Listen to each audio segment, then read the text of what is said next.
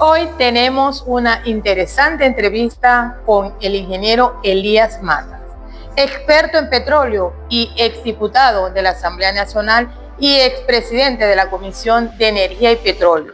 Con Elías abordaremos la reforma a la Ley de Hidrocarburos, reforma que traerá beneficios para Venezuela y sobre todo para el estado Zulia y la costa oriental del lago. Elías, bienvenido. Bueno, primero que todo, gracias por la oportunidad que me das de conversar con ustedes, con el Regional del Zulia, con quien tengo mucha amistad y mucho respeto también por el trabajo que hacen. Y un saludo también a toda la población de la COL, donde ustedes tienen una influencia muy importante, de verdad, como medio de comunicación. Lo primero es que esta reforma fue aprobada el 29 de enero del 2026 en la Asamblea Nacional que preside el señor Jorge Rodríguez, ¿no? Yo quiero hacer un poquito de historia, ¿no? La ley de hidrocarburos que estaba vigente es una ley de hidrocarburos que se hizo mediante habilitante en el año 2001 por Hugo Chávez. No fue una ley de hidrocarburos que se discutió en una asamblea nacional ni nada por el estilo. Hugo Chávez tenía poderes habilitantes y aprobó una ley de orgánica de hidrocarburos mediante decreto. Y esa es la ley que está vigente. Esa ley, yo también tengo que señalar que desde el inicio, desde que se aprobó, yo era ya diputado de la Asamblea Nacional, nos dimos cuenta que era una ley muy estatista. Prácticamente le dio todos los poderes a PDVSA. PDVSA era prácticamente el gran ejecutor de toda la política petrolera. Prácticamente se apartó a la industria privada. La industria privada prácticamente se le cerró el espacio. Pero no conforme con eso, en el 2006, Chávez hizo una reforma a esa ley del 2001. Y lo que hizo fue hacerla más estatista todavía. Es decir, los proyectos que se habían hecho con la apertura petrolera, donde estaba, por supuesto, Exxon, estaba Conoco, estaba Chevron, él decidió que esos contratos que había otorgado la apertura petrolera en la época de Luis Justi, les cambió todas las condiciones y les colocó unas condiciones, digamos, de impuestos y de regulaciones mucho más fuertes. Algunas empresas lo aceptaron, pero otras decidieron que no. Por ejemplo, el caso de ConocoPhillips, ese reclamo que tiene Conoco, el caso que tiene Exxon, que es el caso que tiene Exxon demandando a la República también. Digamos, esas decisiones que se tomaron en el 2006, lo que hicieron fue hacer una ley mucho más estatista todavía. Con esta reforma, nosotros cuando llegamos a la Asamblea Nacional en el 2016, conociendo esta situación, que era una ley muy estatista, decidimos hacer una propuesta de reforma. ¿Y qué era lo que nosotros queríamos? La única participación privada que daba la empresa, la ley de Chávez, era que las empresas privadas podían tener hasta 49% en una empresa mixta. Pero como PDVSA tenía el 51%, era quien gerenciaba la empresa, quien compraba, quien hacía todo. Pues. Ese modelo creó problemas, porque PDVSA, digamos, vendía todo el petróleo, en vez de entregarle la parte que le correspondía al privado, no le entregaba eso, sino que lo dejaba así. Por lo tanto, esa situación generó que los privados tenían graves problemas, porque no podían, digamos, ¿dónde está mi parte? Entonces se fue acumulando una deuda gigantesca en esos sentidos, pues. Y eso, ¿verdad?, trajo como consecuencia que ellos exigieran una reforma. Y nosotros lo que planteamos fue que se podía mantener el 51% de PDVSA, pero que se permitiera al privado poder gerenciar la empresa. Y eso fue lo que hizo esta ley. Esta ley no fue que le dio mayoría accionaria al privado. Mantuvo las empresas mixtas, 51% PDVSA, 49% las privadas, pero le da la potestad al privado, que es minoritario, para que pueda gerenciar la empresa. Pero también le da la posibilidad de que pueda comercializar la parte que le corresponde a ella de los barriles. Es decir, si a mí me tocan 20 barriles como privado de ese campo, yo los puedo vender directamente y cobrarlos directamente. no tengo que depender de PDVSA, de la alcabala de PDVSA. Ese cambio, que parece sencillo, es un cambio muy importante para cualquier empresa privada, porque le da más seguridad. Independientemente de que PDVSA sea mayoritario, ahora yo puedo con el 49% gerenciar la empresa, cobrar lo que me corresponde directamente y no tengo que depender de la alcabala de PDVSA. Esa es una de las primeras cosas que hizo esta reforma, que estaba contenida en la propuesta nuestra también. ¿Cuántos artículos de esta nueva ley hay de la ley anterior propuesta por ustedes? Mira, yo, si quieres que te diga la verdad, casi todo. Casi todas las reformas que se hicieron, de alguna manera u otra, estaban tocadas por la reforma que nosotros planteamos en el 2020. No tengo la menor duda de eso. Esa es la primera. Pero te menciono otra. El arbitraje internacional. O sea, la seguridad de que si yo tengo una controversia contigo, con PDVSA, no solamente puedo resolver la disputa en los tribunales venezolanos, sino que también puedo resolverlo en un arbitraje internacional. Esta ley abrió esa posibilidad también, que era un reclamo que tenían todas las empresas internacionales porque eso da seguridad jurídica. Otra cosa que hizo en materia privada, que es muy importante, fue que ellos, a través de la ley antibloqueo, crearon un nuevo contrato para las empresas petroleras. Se llama contrato de producción productiva. Para que tengan una idea los que nos están viendo y para que lo puedas entender tú. Yo soy PDVSA, tengo un campo ahí de la COL, un campo que yo administro en la COL. Y el campo está dañado porque se robaron tuberías, no he podido hacer las inversiones, etc. Yo llamo a un privado y le digo, mira, aquí está este campo. Este campo está produciendo 1.200 barriles, pero él tiene la potencialidad de producir 5.000 barriles. Tú haces la inversión, tú, privado, haces la inversión y yo te voy a pagar con barriles de petróleo toda esa inversión que tú hagas. Y luego que te pague la inversión, tú vas a ser socio mío en ese campo. Es decir, te voy a dar el 30%, el 40% de los barriles que produzcamos ahí entre los dos. Es decir, es un gran negocio. Eso es abrir la posibilidad de que el privado pueda entrar directamente a los campos de PDVSA.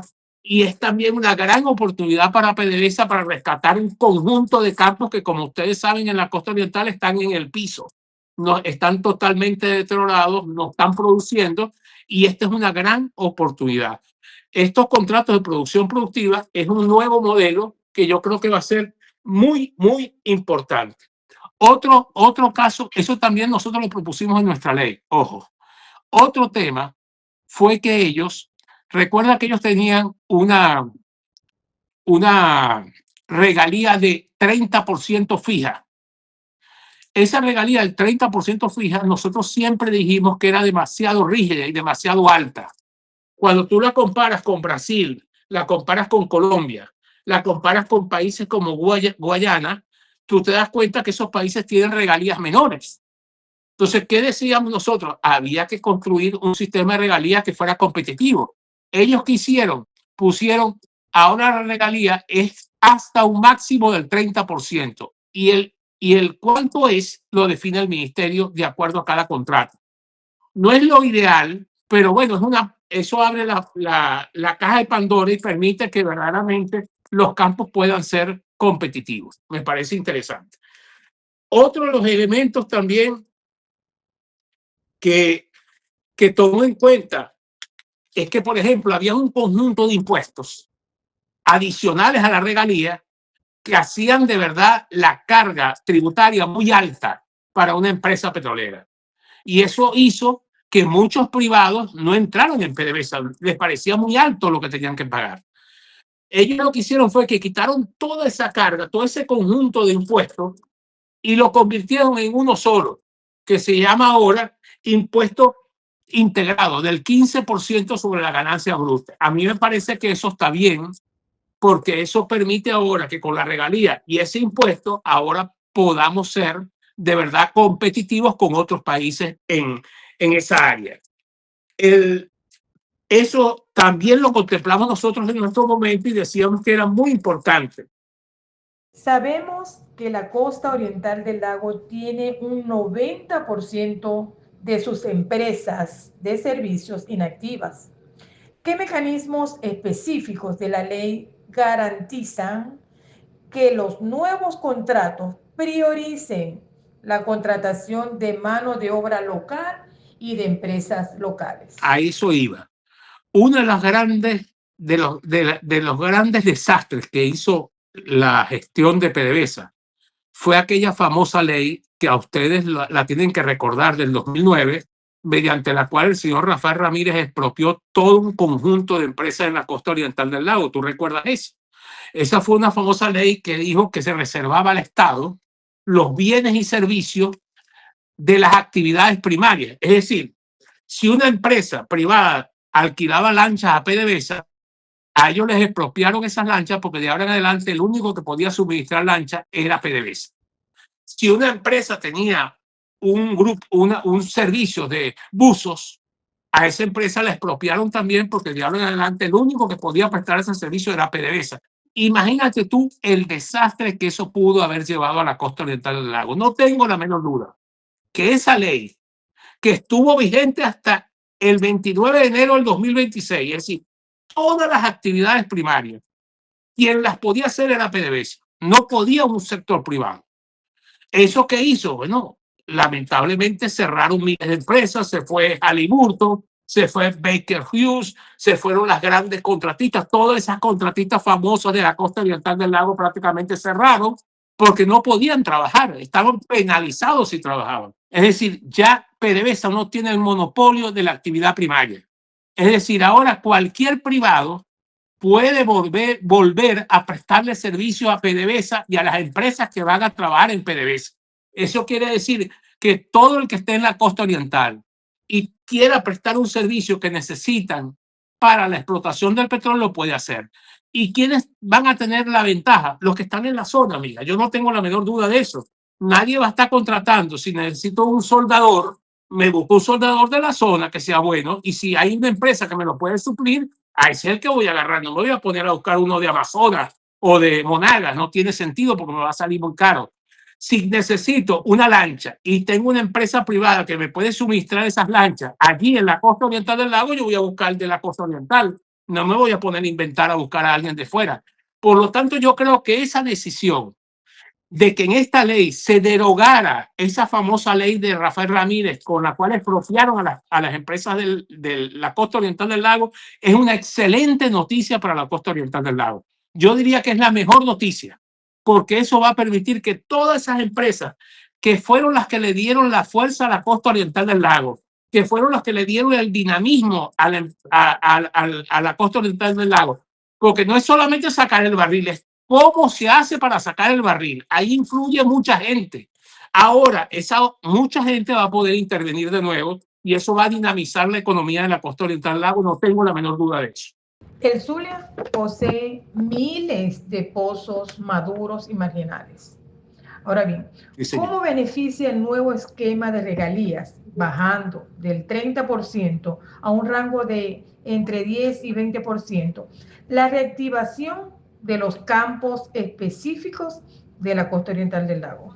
Bueno, porque como dijo la ley dice la regalía es hasta 30%, pero el ministerio, PDVSA, puede disminuir esa regalía cuando se trata de campos como esos, campos maduros que necesitan una inversión especial, que necesita para reactivarse un trabajo adicional.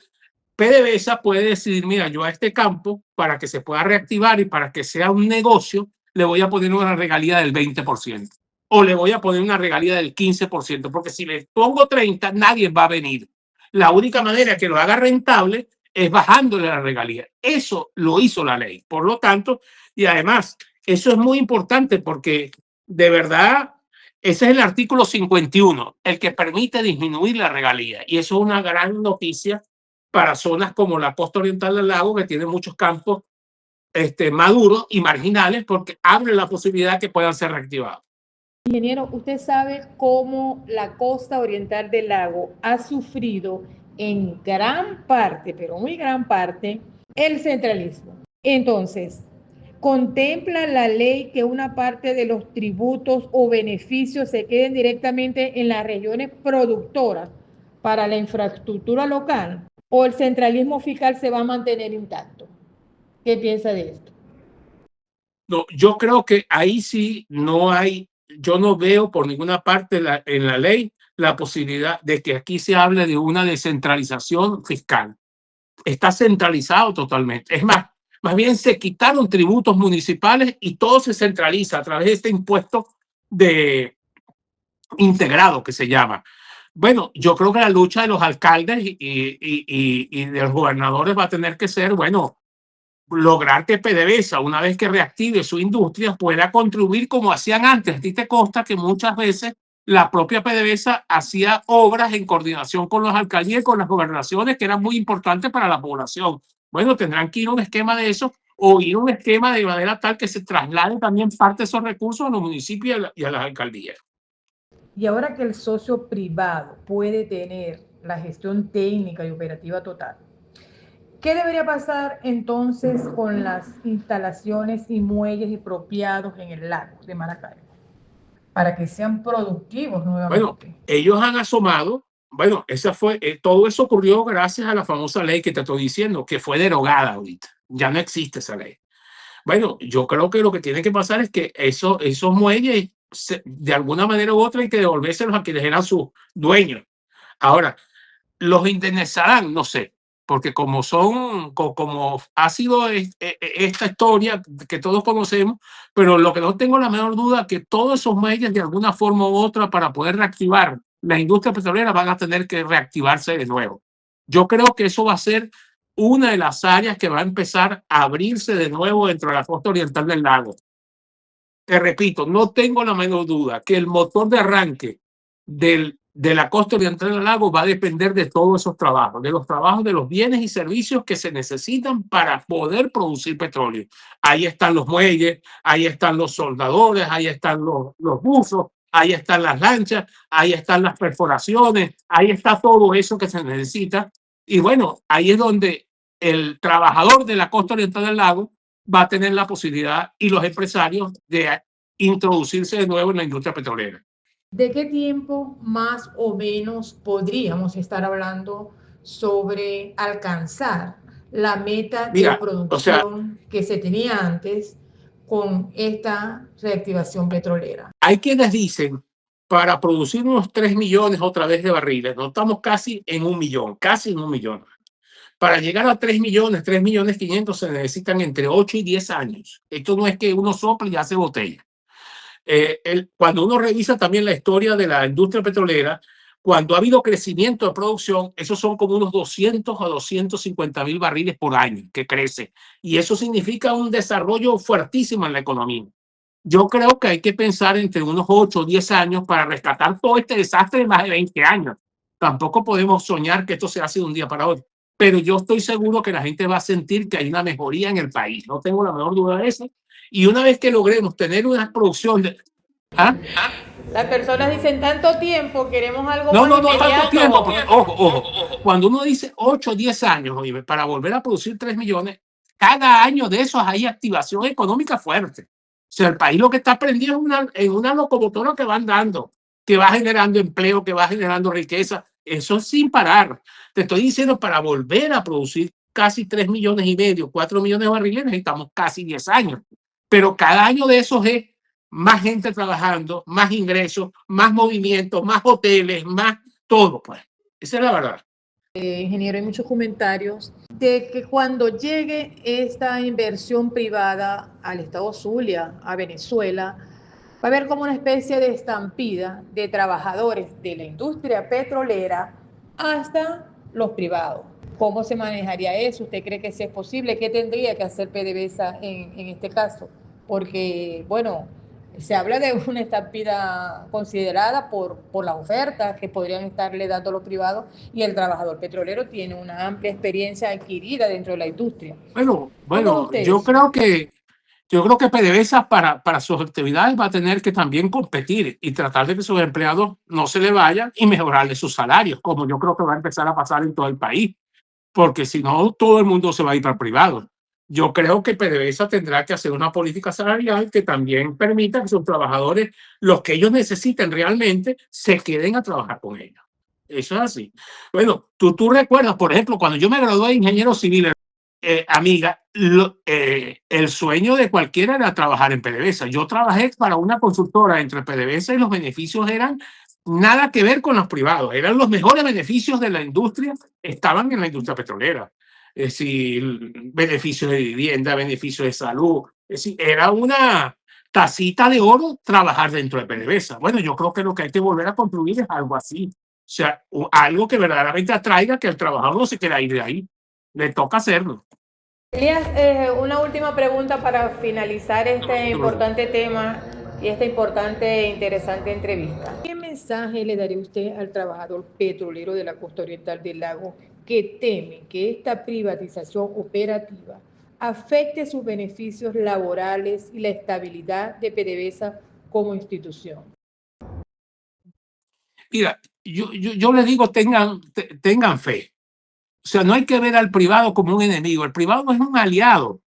Ve, las dos veces que la industria petrolera, cuando tú ves la historia de la industria petrolera venezolana a lo largo de los 100 años, hay dos etapas en las cuales hubo crecimiento de la producción petrolera. En las dos etapas, tanto en la etapa de las concesiones como en la etapa de la apertura, eso ocurrió porque se le abrió las puertas al sector privado. Y durante esas dos etapas, Venezuela tuvo un crecimiento económico que rondó entre el 6 y el 7% anual del PIB.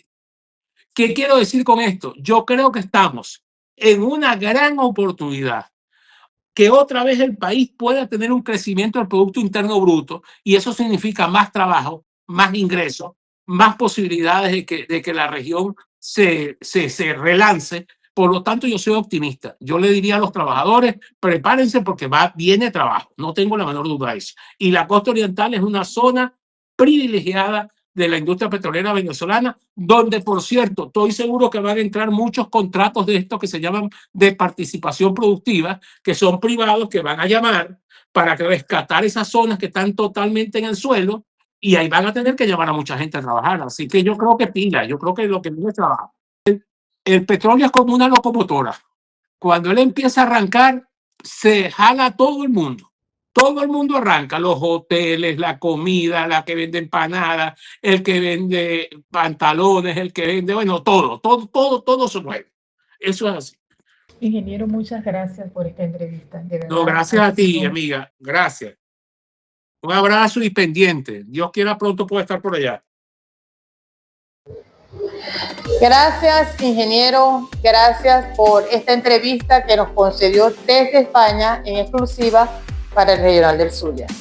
Gracias.